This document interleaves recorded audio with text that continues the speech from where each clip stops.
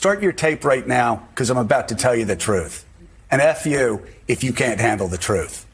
Ladies and gentlemen, welcome back to Unwoke Thoughts. We got a big show for you guys today. How's everyone doing? Big show.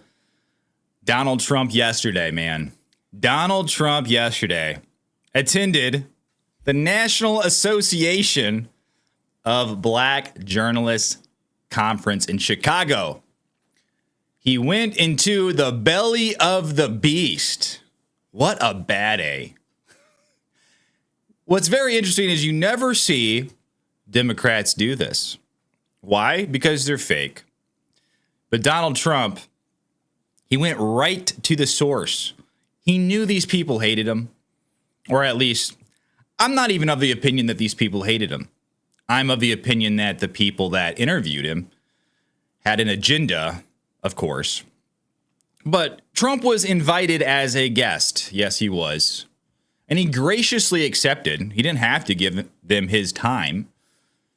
But, you know, he's a presidential candidate. He's trying to appeal to another demographic who might not typically look at him as a viable candidate. So he graciously accepted, like the hero he is. But upon arriving at the agreed time, Trump was made to wait for over a half hour. I believe he said it was 35 minutes because their equipment wasn't working, something like that.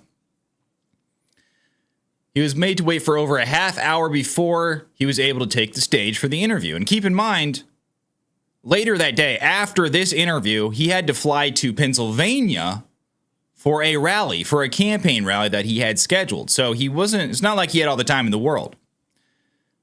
But he finally took the stage, and upon starting the interview late, of course, the journalist who was questioning him, interviewing him, automatically went into, or she went in with, the attacks on Trump's character, automatically, insinuating that he is a racist. Of course, these attacks are nothing new. This has just been, what do they call it? A dead horse. They're beating a dead horse.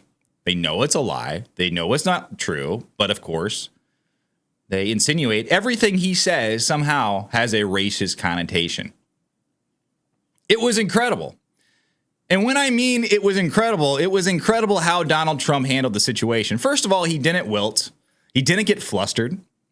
But what he did do is, in front of a room full of black people, and while being accused of being a racist, he turns it around and he points out how rude she is, this journalist who was asking him these dishonest, obviously fake questions. He pointed out how rude she was, how dishonest she was being, and this drew laughs from the crowd. Laughs and some applause, actually. Now, of course, we don't know if they were laughing at or with Donald Trump, but one of these journalists who were there went on Fox News and said that Donald Trump actually got some applause from the audience. Why? Probably because this demographic of people are probably sick of being pandered to. They're sick of these politicians getting in front of them and trying to craft this very careful narrative as to not offend. All these landmines that they have to navigate in order not to offend this specific population in the United States. They're people just like everybody else, or people just like us. And they're probably tired of kind of, what's the word? Being pandered to. Not pandered. I was thinking of a different word. I can't even think of the word, guys. But it's disgusting. But I believe that Donald Trump handled the situation perfectly. And anyone saying otherwise is either a Democrat who is intentionally being dishonest about his performance, or a Trump supporter who has only watched maybe his rallies and are not used to seeing him in a total hostile situation like this. I think he did a good job, and he took an obvious lose-lose situation. He went into this situation. He knew it was going to be hostile. He knew it was going to be a lose-lose situation, but he salvaged it anyways, which is who Donald Trump is. He's a developer. He takes something that might not look valuable and he turns it into a win. So I think that's the perfect representation of this right here. But a little later on, though, Trump was asked during this same interview, he was asked if he thought Kamala Harris was a DEI hire. And Trump said that he did not know she was even black. Why? Well, because in the past, she only promoted the fact that she was Indian. I thought so. I didn't even know she was black either until just recently. No lie. But this statement threw the internet into an absolute outrage. It was just insane. Everyone was outraged that Trump would say this. How dare Trump say this? Certainly he's lying, right? I mean, nobody has been able to pull articles and videos from the past proving that Kamala Harris is an opportunistic race panderer, right? Wrong. The evidence is undeniable, and Kamala, the White House, and internet libs are doing what they do best. They're lying and feigning outrage to try and win a weird optics game that they play. They play this weird optics game, and it kind of reminds me of soccer. Have you guys ever seen a soccer player?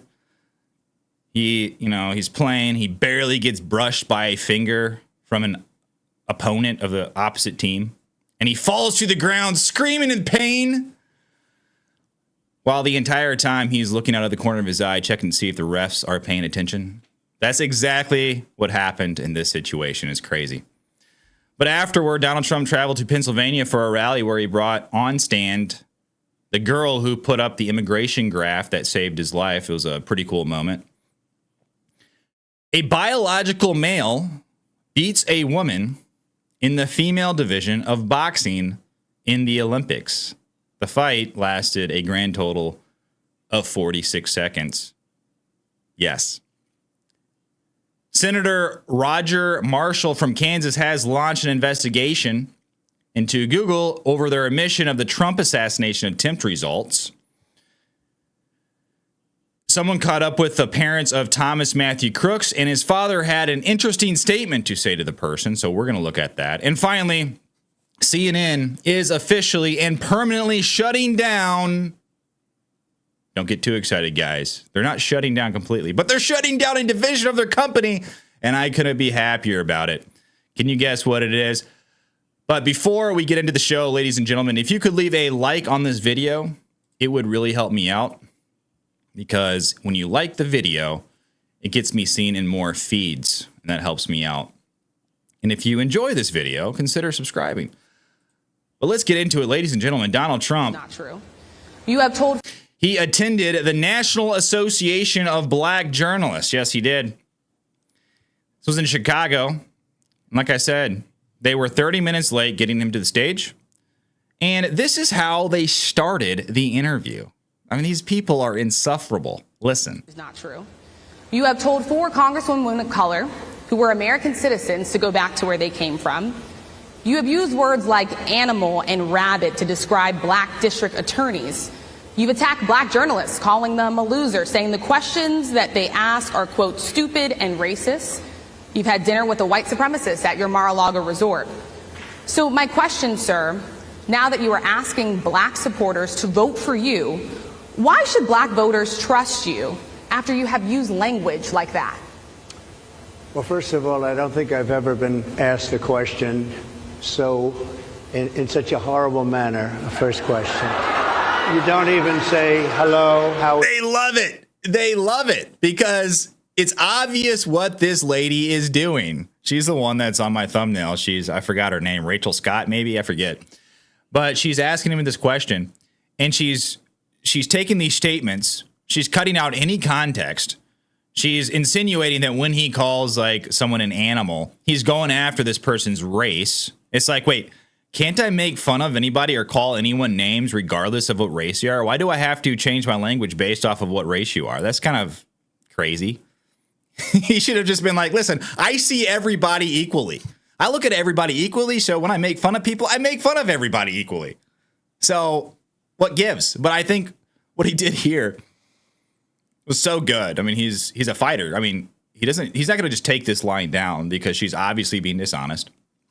And he points this out. And watch how he does this. Watch.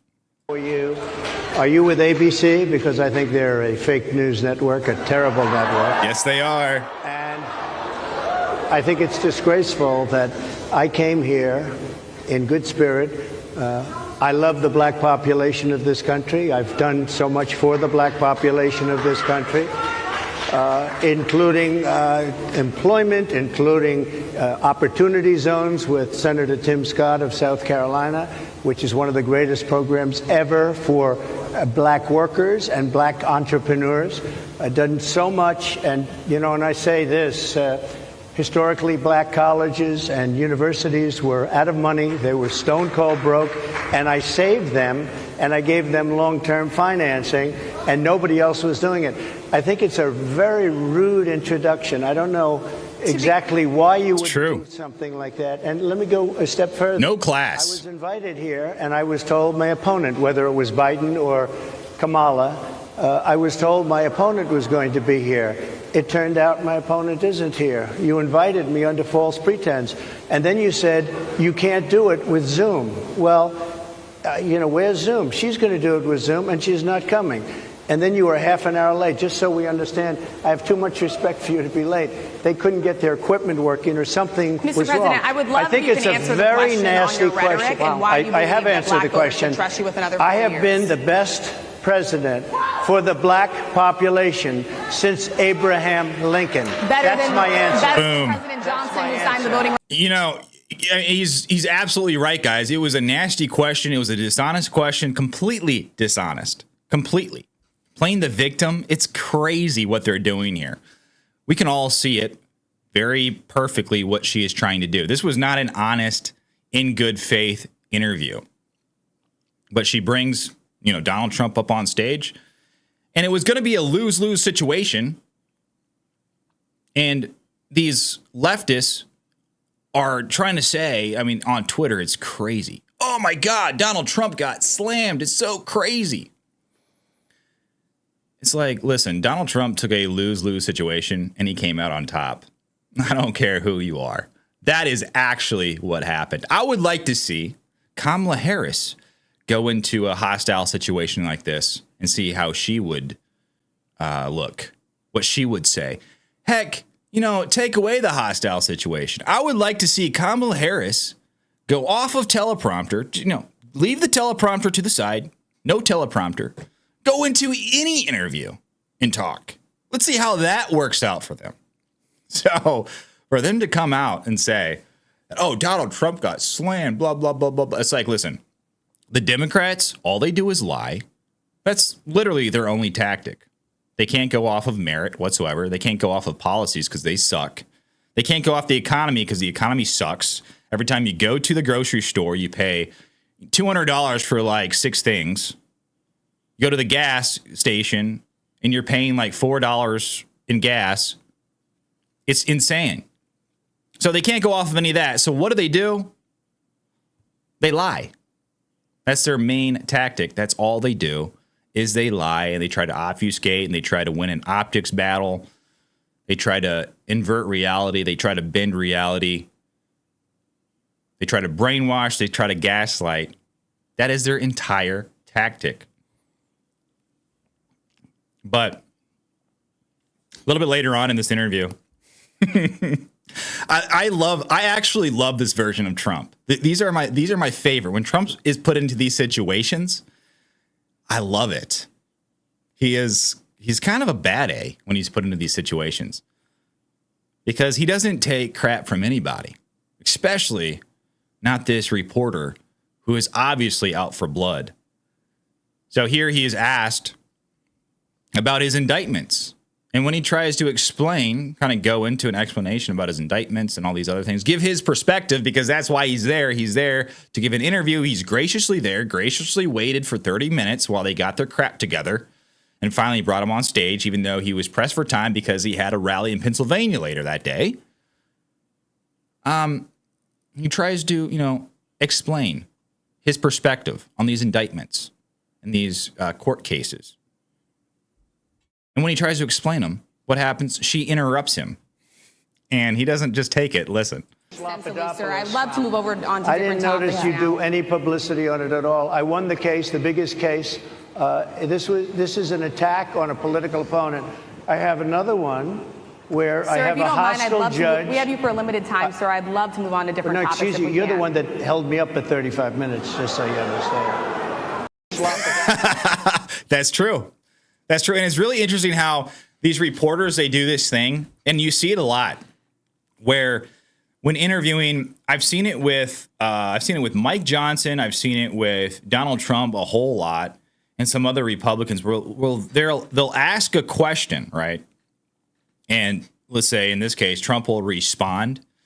He'll respond to the question, and who was it? It was the lady from Meet the Press. I remember the one I was watching the other day. She was that lady from Meet the Press. I can't remember her name, but she was interviewing somebody. It was a Republican, of course, because they don't do this to Democrats. And she would ask a question. The person would respond. I forgot who it was in this situation, but they would respond, make a statement, answer the question, and she would say, "Oh, but that's not true. But let's move on to the next topic." That's what they do. They as like just but that's not true. Just like as a like it's everyone knows that's just not true. And then but let's move on to the next topic.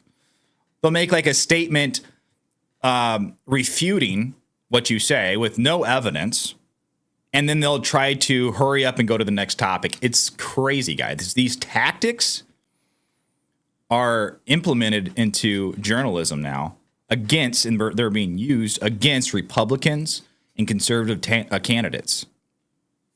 And it's so dishonest because they just say as if it's widely known X, Y, and Z is not true, but let's not talk about it. Let's move on to the next topic. And they try to just bully the person into moving on to the next topic so that they can get the last word in saying it's not true. But probably the most contentious moment of this interview was this one right here. And it was glorious, guys. It was, for Donald Trump to go to this black journalist conference and say this was probably the most gangster move I've ever seen in my life. This was a tweet by Colin Rugg, and he has a video attached to it. He says, report. Donald Trump was asked during the National Association of Black Journalists Conference if Kamala Harris was a DEI candidate. So he was asked if he was a DEI candidate. Hey, you know what's weird? I thought that DEI, diversity, equity, inclusion, I thought it was such a good thing. Why are they asking Donald Trump this as if it's a pejorative? I thought DEI was, our strength. Diversity is our strength. Why are they asking it like, oh, it's such a negative thing? It's very interesting, right? So when they want, they can use it as something that is glorious and beautiful. But when they want, they can use it also as something that is negative. Why would you call her a DEI candidate? When in fact, I will show you guys that she is a DEI candidate. That's undisputed. You can't dispute that. But watch. Some of your own supporters, including Republicans on Capitol Hill, have labeled Vice President Kamala Harris, who is the first Black and Asian American woman to serve as vice president and be on a major party ticket, as a DEI hire. Is that acceptable language to you? And will you tell those Republicans and those supporters to stop it? How do you define DEI? Go ahead. How do you define diversity, equity, inclusion? Okay, yeah, go ahead. Is that what your definition? That is Give me a literally definition then. Would you give me a definition DEI. of that? Give me a definition of that. Sir, I'm asking you a question, a very direct question. Define it for me if you I just defined it, sir. Do you believe? So that's funny right there. She says she just defined DEI. No, she did not define it. She just said what the acronym DEI was: diversity, equity, and inclusion. That's not the definition of DEI or diversity, equity, and inclusion. It's kind of funny. I just defined it. Notice her posture, her body language, what she's doing here. These people, they have no interest in being honest and having a decent discussion with another candidate. These are weaponized drones of a corporation/institution. They're weaponized drones of the Democrat regime and this corporate oligarchy that is attempting to run the country. This is what they are, 100%. That Vice President Kamala Harris is only on the ticket because she is a black woman. Well, I can say, no, I think it's maybe a little bit different. So I've known her a long time indirectly, not directly very much. And she was always of Indian heritage, and she was only promoting Indian heritage. I didn't know she was black. True. Until a number of years Me ago neither. when she happened to turn black, and now she wants to be known as black. So I don't know, is she Indian or is she black? She is always But you know identified what? as a black woman. I She went to a respect either historically one. No. college. I respect either False. one, but she obviously doesn't, because she was Indian all the way, and then all of a sudden she made a turn, and she became a black person. Just to be clear, sir, She became a black person. What a gangster, man. That is so hilarious. I mean, he just like, matter of fact, hey, listen, I didn't even know she was black. I mean, all of a sudden everyone's referring to her as black. He's like, in the past, I knew her and she was saying that she was Indian. There was no mention that I know of her being black. I thought she was Indian. I'm not entirely sure what she is, but I do know that I always thought she was an Indian woman who was vice president. I didn't know. So it's almost like they're just mad that he's exposing the fact that she is, in fact, a opportunistic race panderer, which is to be expected because that's what Democrats are, the majority of them. They are race baiters, race panderers. You know, they play the victim. They're fake. But she asked Donald Trump a question if he believes that Kamala Harris was a DEI hire. And they're asking that as if, you know, this is so negative for him to think that, for him to say this. But Biden back in the day, he actually said this. And also, not only that, but the White House put out a statement saying this as well. So the whitehouse.gov, they have a statement on here. Looks to be from probably Joe Biden. It says, to me, the values of diversity, equity, and inclusion, this is DEI, are literally, and this is not kidding, this is I'm reading a quote here, the core strengths of America. That's why I'm proud to have the most diverse administration in history that taps into the full talents of our country. And it starts at the top with the vice president, referring to who? Kamala Harris. That's correct. You're right. Ding, ding, ding. So, I mean, literally, Kamala Harris is, in fact, a DEI vice president. So when they ask these questions, they're asking them in this really negative connotation. Like, why would you ever say that Kamala Harris was a DEI pick for vice president? Well, because she literally was. That's not all. Biden here. This is flashback. He says in his own words that Kamala Harris was a DEI candidate. Listen. They're trying to erase black history. We're going to write black history because it's American history. It's American history. Together we make history, not erase it. To me, the values of diversity, equality, inclusion are literally, and that's not kidding, the core strengths of America. That's why I'm proud to have the most diverse administration in history. It taps into the full talents of our country and starts at the top with the vice president. They're trying to erase black history. So that was Biden saying those exact words. Those exact words. And it was not just Joe Biden. It was not just the White House. It was also the media. See, this is what they don't get. Well, they probably get this, but they don't care because they can just willy-nilly just lie to people. The internet is forever, okay? Unless you find a way to somehow delete something without anybody seeing it and sharing it in the first place. The internet is forever. You can go back and read articles, look at headlines. Here is a bunch of screenshots, pictures in the past of different headlines from different outlets, essentially pressuring Joe Biden to pick a woman or a black woman or a minority or BIPOC, however you say it. This is CNN Politics. Joe Biden says he's considering 4 black women to be his running mate. Oh, good. Pressure grows on Joe Biden to pick a black woman as his running mate. This is DEI, guys.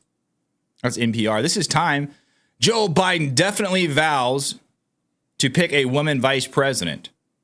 Because, yes, the gender and the race should be the number one thing that you consider when you pick somebody for a position, right? That is ultimately the largest criticism of DEI, and really the only criticism of DEI.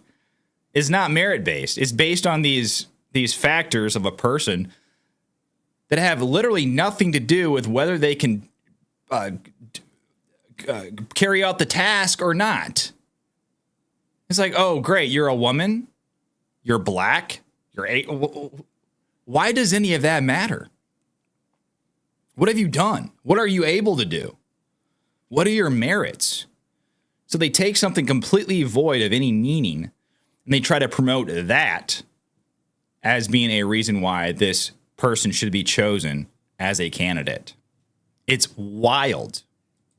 And then this is the Washington Post. Joe Biden pressed again to name a black woman as his running mate. So yes, they are very upset that Kamala Harris is in fact a DEI pick, and it's easily proven.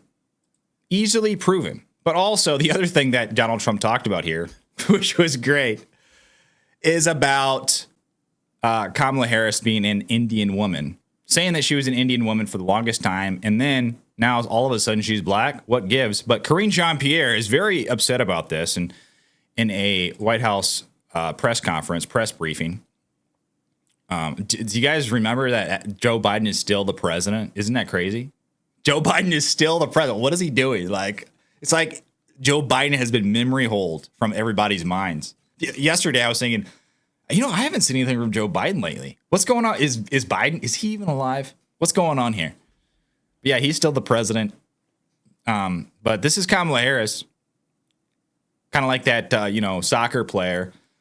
They barely get brushed by an opponent. Their little pinky brushes them and they fall down. Ow! Oh, and then they look. Is the ref looking? This is what they are. Just actors pretending like they're in brutal pain over something that Donald Trump said when he was simply pointing out, listen, I didn't know she was black. I didn't. I thought she was Indian. It's kind of weird how she just, spotlights this aspect of her race when it's, the opportunity presents itself. And then this aspect is she switches back and forth. That's kind of odd, right? But watch. If I can ask you about something that's happening at the NABJ right now, Donald Trump is speaking to some of the reporters who were assembled there, and right out of the gates there was what can best be described as a contentious exchange where the former president said, I'm asking this through the lens of someone who represents the president, vice president, not someone who has to speak as a campaign question. He says of Kamala Harris, the vice president, she was always of Indian heritage and she was only promoting Indian heritage. I didn't know she was black until a number of years ago, and she happened to turn black, he said, and now she wants to be known as black, so I didn't know, is she Indian or is she black? Wow. She has always a... Wow. This is unclear. What? I respect either one, but she... Oh, these people, they just drive me up a wall. They're like, oh my God, wow, that is so offensive. Oh no. Wow, he said that? Oh. It's like, guys, I am so sick of this oppression Olympics thing that people play. Like, that's just, I can't believe he said something like that. It just drives me up a wall. I'm sorry. She obviously doesn't, because she was Indian all the way, and then all of a sudden she made a turn and she went black. Your response to those comments? He is a candidate, so I'm going to be super careful. Wait, no. Hold on. I have more to say. I certainly have more to say. As a person of color, as a black woman who is in this position that is standing before you at this podium behind this lectern, what he just said, what you just read out to me, is repulsive. It's insulting. Oh, is it? And, no one has any right to tell someone who they are, how they identify. Wait a second. See, this is what they do. This is the trick that they do. they take a statement, something that Trump said. He's basically saying that, hey, I didn't know that she was black for so long. I remember, because I've known her for a long time, not directly, but indirectly, as we all have. For so long, she was talking about herself being Indian, so I didn't even know she was black. And so then she switches up and twists his words to where he was saying that she is definitely Indian and she's lying about being black. He never once said that. That's not what he said. He was pointing out this very interesting observation that when it's convenient for her to be Indian, she's Indian. And when it's beneficial for her to be black, all of a sudden, she's only a black person. She's nothing else. That's what she's pointing out. But here, it's deeply offensive for Donald Trump to say and tell someone what their race is or who they are. It's just like, this is the evilness of this language and this doublespeak from the Democrats. And they all do it. Unashamedly, they do it. It's wild. No one's right. It is someone's own decisions. It is, I'll add this. And look at the acting. Only she can speak to her experience. Only she can she. speak to what it's like. What do you? The only person that can do that. Look at the acting. It's And I just. think it's insulting. Oh for man. Anybody. It doesn't matter if it's a former leader, a former president. Look at her face. Kind of gives it away. She knows how ridiculous she's being. Look at the slight little smirk/smile on her face. She knows that she is the soccer player that barely got brushed by the opponent and is screaming in agony. She's screaming in agony to the refs. Ow, no, my arm is broken. Help. That is what she's doing, and she knows she's doing it. Look at her.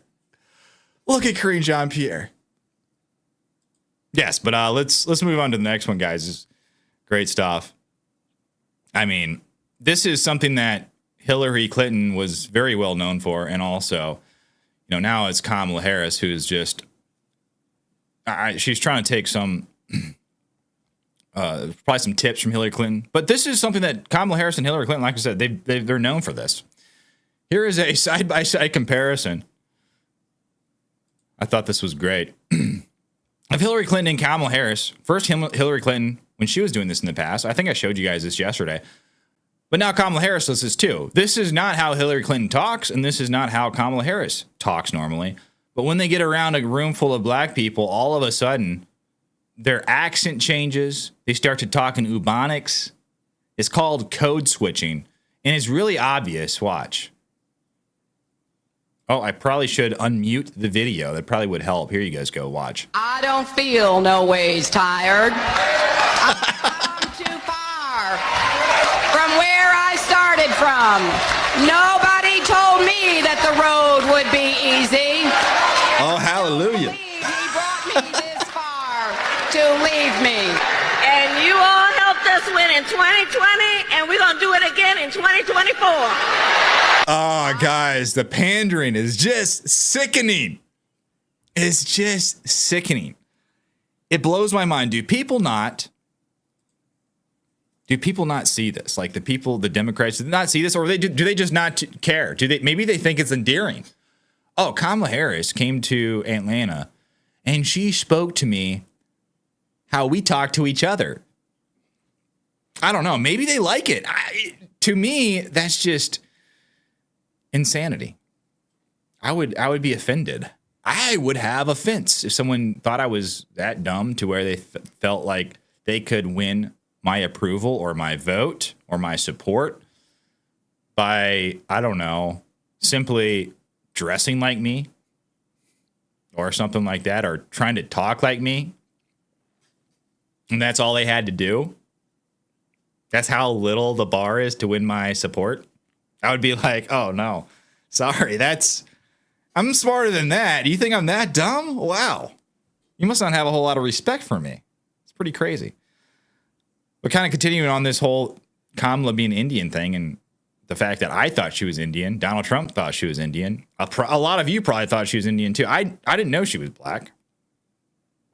I guess she's The official story is she's biracial, right? She's Indian and then she's Jamaican, Indian Jamaican, whatever. I don't care.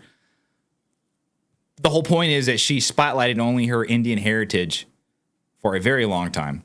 And here is her herself talking about this in her own words, confirming she's Indian. Yes, from India. Watch. Okay, so what we're going to cook today. Okay. This is, I believe it's like a cooking show. I don't know this girl's full name, but her name is, her first name is Mindy.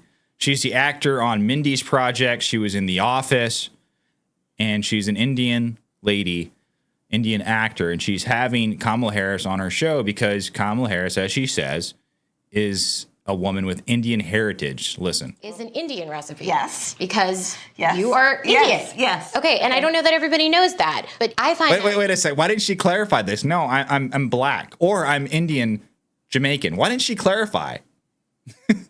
Very weird. Wherever I go and I see Indian people at the supermarket, on the street, everyone's like, you know, Kamala Harris is Indian, right? It's like the thing we're so excited about to have you running for president. Yeah. So we're both Indian, Yes. but actually we're both South Indian. Yes. You look like the entire one half of my family. Okay, thank you. You do. I've been telling people You we're do. related already, Yeah. so this is perfect. It's basically true. And so were you raised eating South Indian food? South Indian food. Okay. So very clear. Like, I mean, many times. So you're Indian, right? You're Indian, like from India, right? So why would people think that she was Indian and say, listen, why is she all of a sudden pretending like, or saying that she's black? Could it be just to try to garner support? Like, why is she using this race at this point and this race as another point? Why isn't she consistent? Also, here's another video. This is in the past when Kamala Harris was senator. She was introduced as the first Indian U.S. senator, or the first U.S. senator of Indian heritage. Yes, that's how she was introduced. Listen. It is my true distinct pleasure to introduce the first senator, and I'm not going to say this, the first senator of Indian American heritage in the history of U.S. Senate. And Kamala Harris walks up.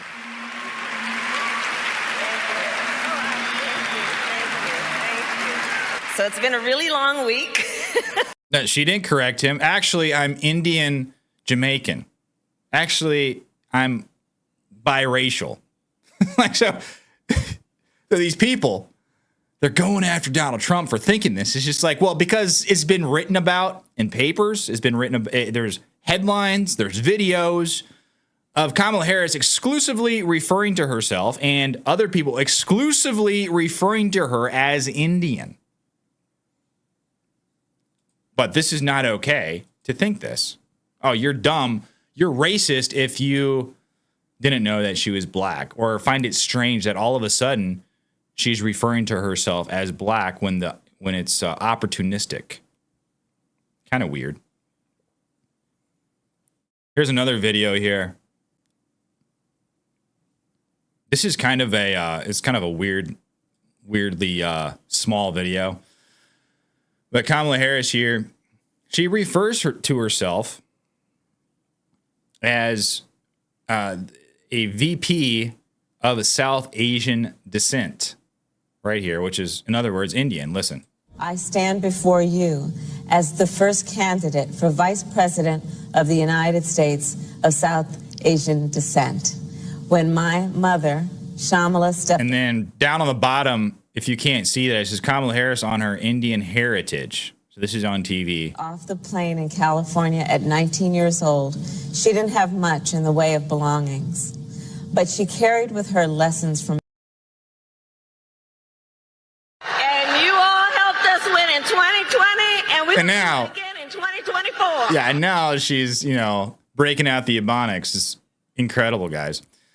I think the craziest one here... Do I have it? Yes, I have it. Okay. CNN actually did an entire documentary on Kamala Harris being an Indian. Yes, being Indian. An entire documentary. I'm just going to play a portion of this.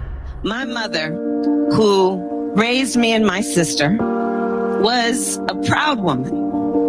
She was a brown woman. She was a woman with a heavy accent. So I don't know if that's going to be copyright. The music is going to be copyrighted out, but you can see right there. Let's play it.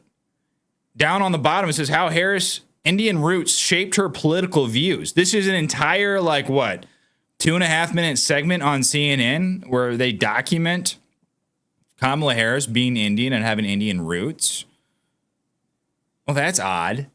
So, for Donald Trump to think that Kamala Harris is, in fact, an Indian and not know or have no clue about this supposed black aspect of her race is completely normal.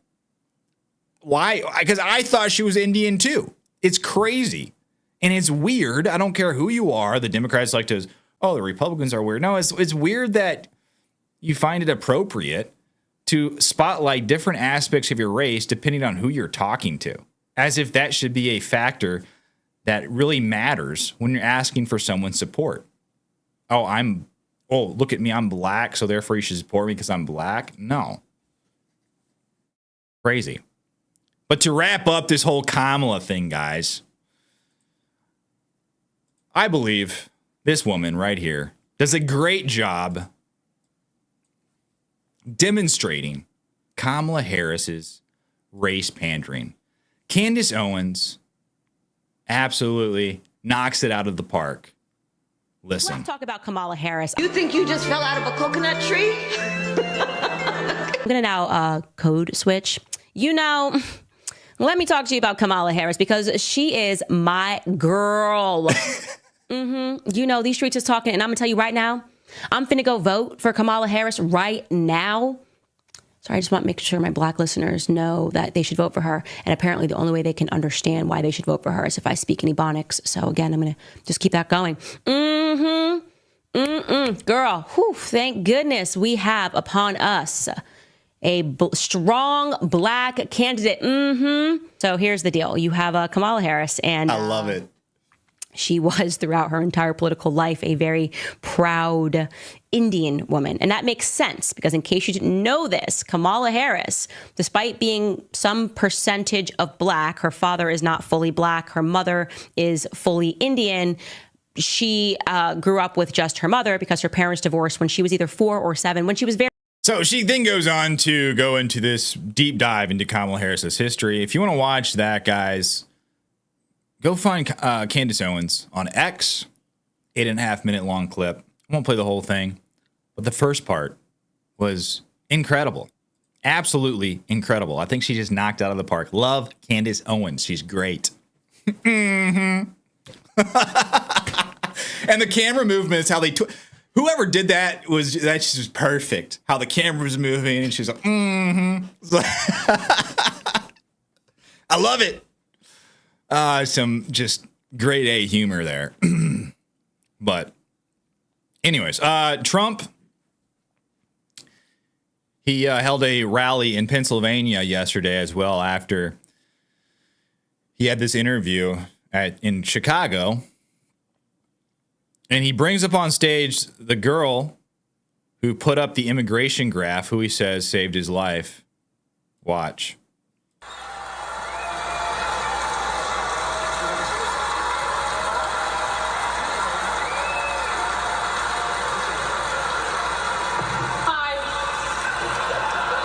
A little bit bashful, it seems like she is. She's a computer genius.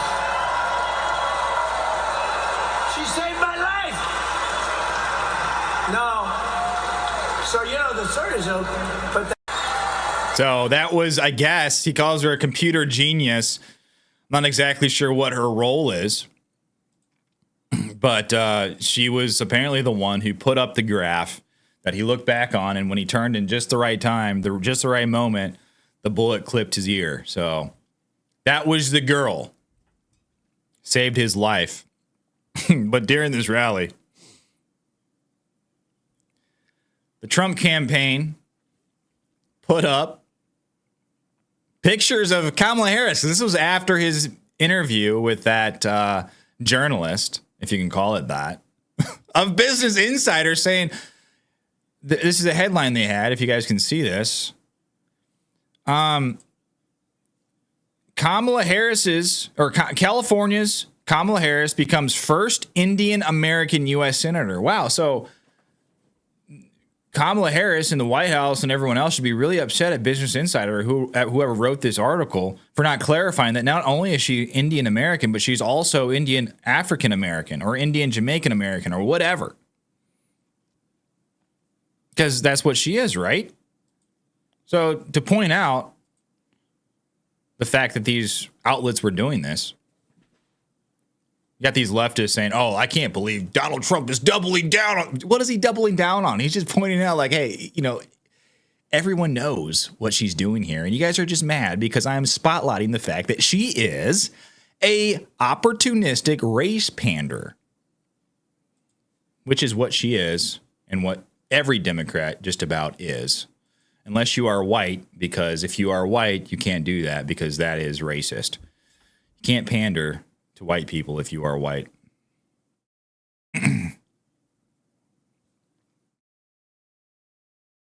But also, Donald Trump officially accepts Kamala Harris's challenge to a debate. I don't think he should entertain this until Kamala Harris is actually the nominee. He already debated one guy, Joe Biden, who they swore up and down was the nominee for the longest time. They swore up and down he's a nominee. He took his time, everything, and he debated this guy. And he whipped him so bad that the guy dropped out of the race. Just one debate with Joe Biden, Donald Trump trounced him so hard that he dropped out.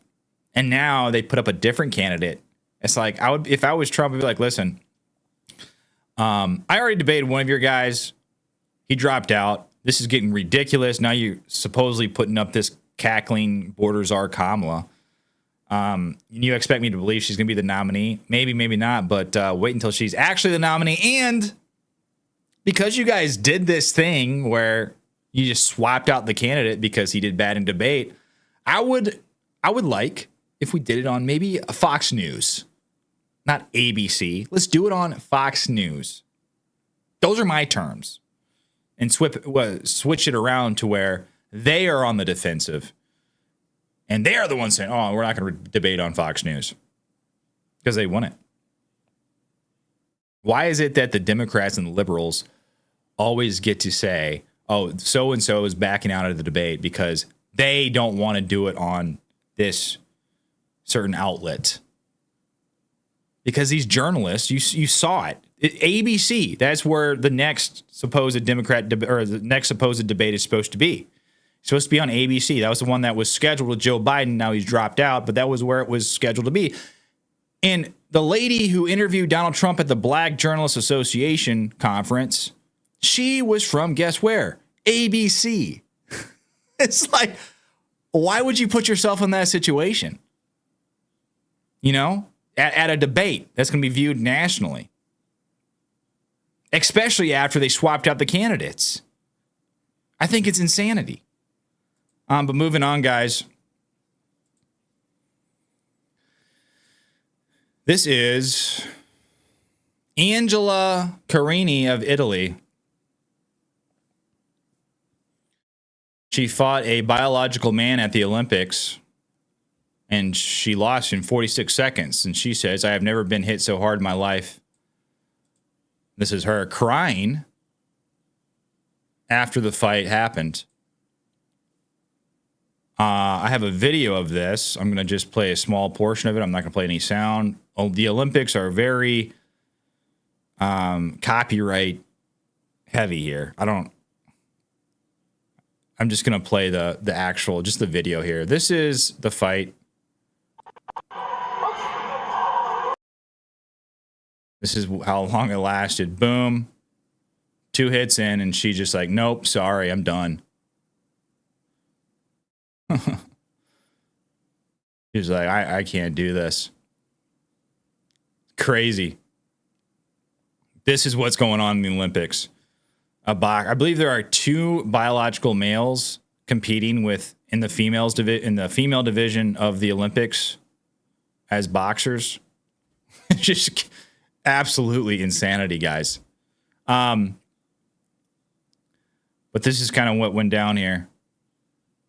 A female boxer yells. She says, "This is unjust," and she falls to her knees in tears as she quits fight against biological male. So let me zoom in here a little bit. There we go. Biological male Olympic opponent Iman Khalif after just 46 seconds following 2 punches.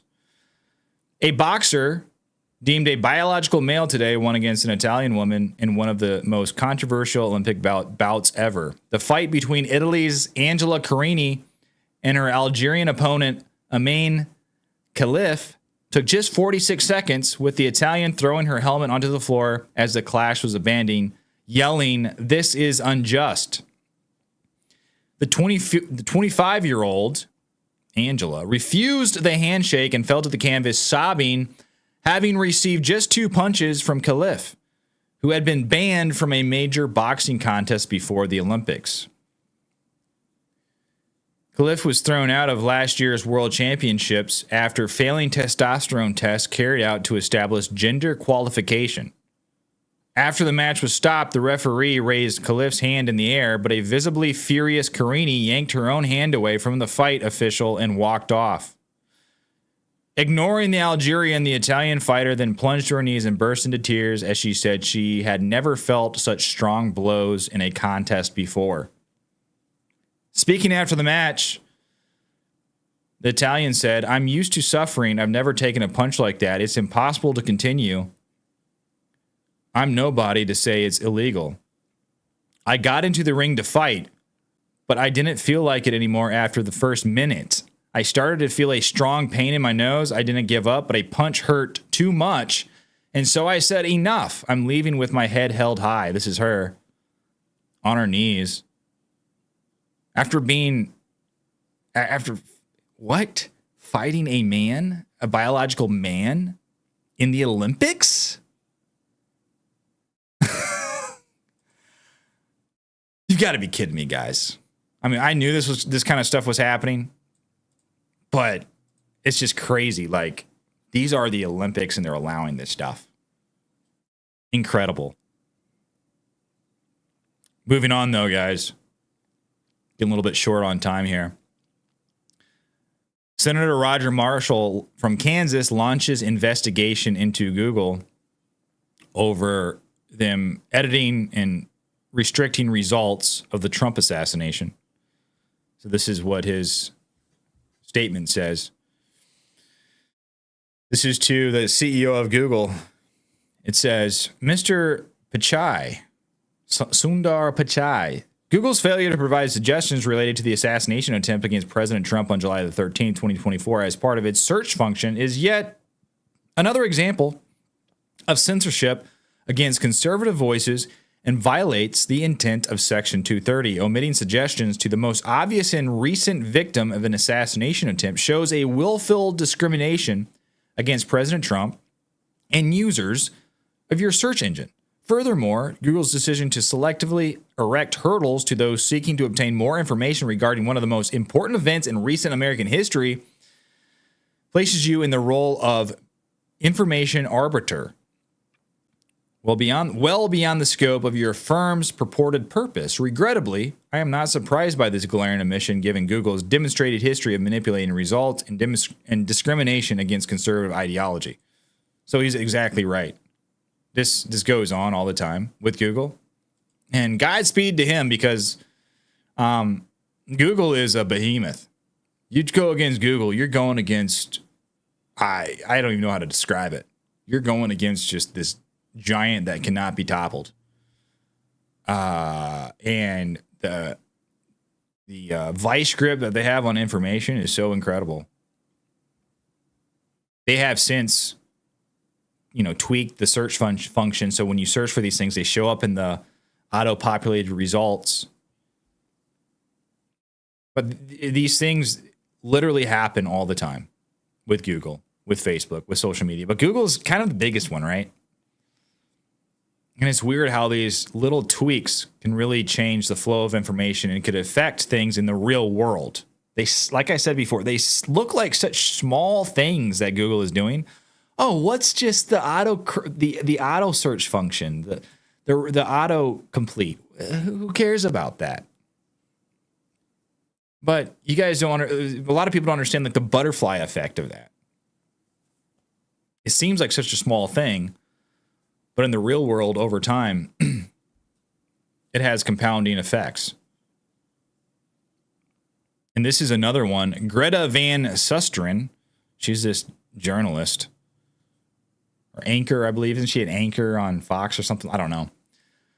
But she pointed out, this is pretty crazy. This is just a video of her. This is a TikTok video. It shows what Google is doing with their search engine. When you search Donald Trump, it's bringing up Kamala Harris stuff. Watch. Elon Musk tweet, I thought that can't possibly be true. It says that if you Google Trump rally, that something about Vice President Kamala Harris comes up. So let's see. He's right. Vice President.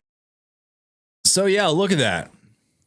She Googled Trump rally, and what pops up is Vice President Kamala Harris campaigns in Arizona. What? Give me a break. Insane. I'm not going to dwell on this one very long, but I just wanted to show you guys this because I thought this was kind of funny. I'm just going to read the headline here just to show you guys this. Two corporate media networks referred to Trump-Vance ticket as weird over 160 times in one day alone. Let's see what media companies it was. Oh, yeah. The usual suspects, CNN and MSNBC, of course. So that's interesting. This is crazy right here, guys. So remember the FBI, the Secret Service, well, I guess technically the Secret Service, testifying that the peak of the roof, moving on to some Thomas Matthew Crook stuff, the peak of the roof was such that their snipers or counter sniper team could not see Thomas Matthew Crooks at the top, because, you're down the slope a little bit, that's hiding where you are. And then just at the last minute or last moment, he popped up and got off his shots. That's basically what they were testifying. The slope of the roof was such they could not see this guy on the roof. Well, look at this. Despite them claiming that, this video was just released, and the red circle in the video, this is taken from behind Trump on stage. So Trump is on stage. This person is behind Donald Trump. So that means your vector where you're looking, you'd be lower. So compared to where the snipers are on this other building, they're higher. So therefore, they would have greater line of sight to see where this guy is coming from. So even them, they're lower, and they're able to see Thomas Matthew Crooks walking across the roof from their vantage point. This person who was just taking this video of Trump. You can clearly see him. Watch this. Walking across the roof. Look at him. Look at that. I mean, there's someone on the roof. Who's on the roof? You see that? I mean, I don't know if that's Crooks or who it is. I guess I can't say for sure, but that is definitely someone's head right above the peak. You see that? Wild. So who was that? Is it Crooks? And if it's not Crooks, who is it? So more questions, guys. More questions that need to be answered. They're piling up really quickly, including why is the FBI saying this guy had dangerous right-wing rhetoric and anti-Semitic ideas when there's no evidence for that whatsoever? They're all careful saying they don't know his motives. They don't want to release any motives because they're not sure. But they pull out of their butt this idea that somehow he has anti-Semitic and dangerous right-wing ideas about immigration. When you look at his Gab account, and quite literally, at least on immigration, it shows the opposite. Now, I don't know where they got this anti-Semitic idea theory from, but that's crazy. They'll say, we have no clue what his motives are, but without any evidence, and just, you have to take our word for it, he's anti-Semitic and has dangerous right-wing views on immigration. What? What? Crazy. It's bonkers, guys. But someone caught up with Thomas Crooks's parents in the daylight. Yes, and Crooks's dad had something interesting to say. Listen. Mr. Crooks, was there anything that might have made you aware of what your son was up to? Mr. Crooks, can you explain why your son has such a limited social circle? Is there any statement you'd be willing to share with us right now, Mr. Crooks? I gotta pee. There you go, guys. I gotta pee. That's his official statement. So that's all we have from Crooks's parents, or that's the latest we have on Crooks's parents. But last one we're going to talk about, guys, is this one right here. CNN is permanently shutting down their opinion section. Yes! Let's all celebrate. We didn't want the opinion of CNN anyways. It was not very valuable. It sucked. Okay. So this is a quote from the opinion editor, Hillary Krieger. She sent it out in an email. Just a quick note to let you know that unfortunately CNN decided to shut down the opinion section. Oh, no. CNN's opinion section will be permanently shuttered on August the 9th. A number of writers were informed on Wednesday via email that the decision had been finalized. So you're telling me that nobody wants to read the opinions of these wacko leftist journalists? That's odd. The move was first revealed earlier this month, with journalist Claire Atkinson noting on Substack that contributors and the team working behind the scenes to gather, edit, and publish opinion pieces had been told they'd be let go in the coming weeks. And then we already read her statement there. In a statement to the outlet, a senior executive at the company added that it had made the decision at the beginning of the month to sunset the opinion vertical on CNN.com. As a result, we will no longer have a standalone opinion section.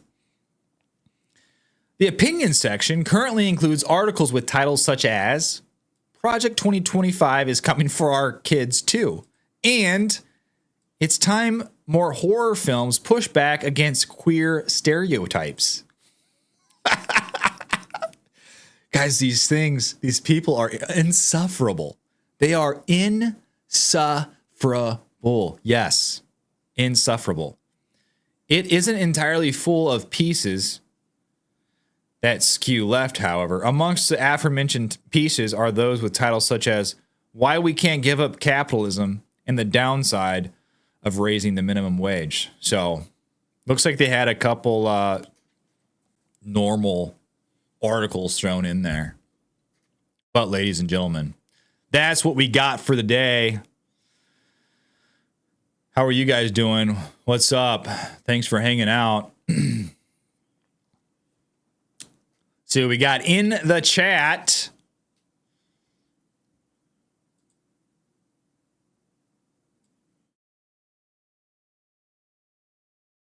We have Jeremy Brummer modding in the chat. He says, diversity is being trashed. Yes.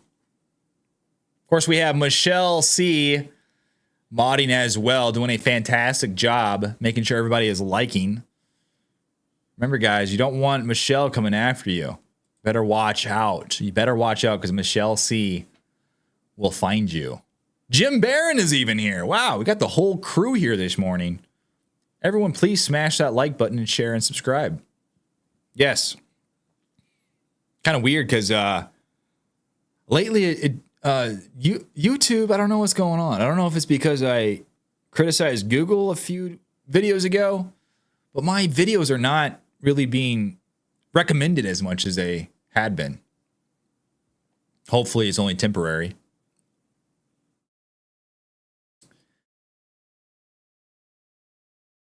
Scoop says, wait, all CNN does is opinion, not facts. That is true. I wanted to read off. We have some new members that I forgot to read off yesterday. Gotta look them up on my phone real quick. Okay, the new members we have so far. Just wanted to read these off. Joshua Knows It All is a new member, joined yesterday. Candy Phillips, Corporal Oreo, Brandon Sutton, Sapphire Ridge News, and the Umbrella Student. So welcome, new members. Sorry, I must have not noticed that yesterday, but if you guys would like to join as a member, get access to our members only chat. Occasionally, I'll throw out some members only content as well. If you guys are interested in supporting the show, that's the best way to do it. And plus, you get a pretty sweet logo badge next to your name. And Jim Barron, wow, just gifted a membership, one on Woke Thoughts memberships to Raven Wings. So welcome, new member Raven Wings. Thank you, Jim. Wow. Really appreciate it. I'm pretty proud of myself. I've been really going at these morning live streams hard lately, and I haven't missed one. I haven't missed one yet. Don't get me wrong, guys. There are days I wake up and I'm just like, I could just sleep in this morning. I can just sleep in this morning. It's okay. But then I'm like, no, I refuse. I will not do it. I will not. I will wake up at 6. I will make that thumbnail. I'll get my links together. And I will put on a great show. Big show. Micah Wolf says, YouTube do not believe in freedom of speech or First Amendment rights. YouTube, yeah. I mean, I believe that businesses such as YouTube and Facebook and Twitter, all these, they should really prioritize the Constitution. They are private businesses, granted. But these companies, these social media platforms have become a platform for which people can express ideas. And if people did not have these platforms compared to everyone else, if someone wanted to express an idea, they wouldn't get the reach that everyone else did. That's why people make this comparison to social media companies like Facebook and Twitter being the modern day town square. Because really, if you don't have access to these outlets, what can you really do to affect any sort of change on your country, your society, anything at all? Like, you'd almost be completely pushed down into obscurity. And many people are. I know a lot. I know people personally who have been. A lot of you guys know George. He's one of these. Just banned. Pushed down into obscure. I mean, he can thrive on Twitter. Thank God. Thank God for Elon Musk. But it's crazy that they can actually do these types of things.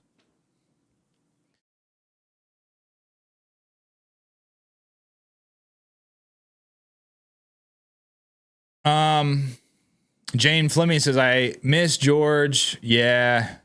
I need to call George. I haven't talked to him in a while. Elmer Wood says, thank you, Andrew, for your hard work and dedication. Always a great show. Hey, thank you. Big show. See, guys, I say big show every morning, and I try to live up to that. Raven Wings, new member, says, glad to be a member. Thank you, Raven Wings. Welcome. Welcome. Make sure you join the members only chat. It's in the members only. The link is in the members only section on YouTube. So click that link. It should bring you to Discord where you can join. It's a lot of fun. But ladies and gentlemen, that's the show for today. Thank you for hanging out. Thank you for watching, being a great audience as usual and commenting and talking about relevant stuff. Great stuff. But if you could please, if you haven't done so yet, if you could like the stream, like I said, that really helps me out. Leave a like on the stream, like on this video, because it helps me get seen in more feeds. And if you enjoyed this video, consider becoming a member. And if you'd like to support the show, consider... Wait, I got those mixed up. Consider subscribing. And if you'd like to support the show, consider becoming a member. But ladies and gentlemen, that's all we have for today. Have a great day and God bless.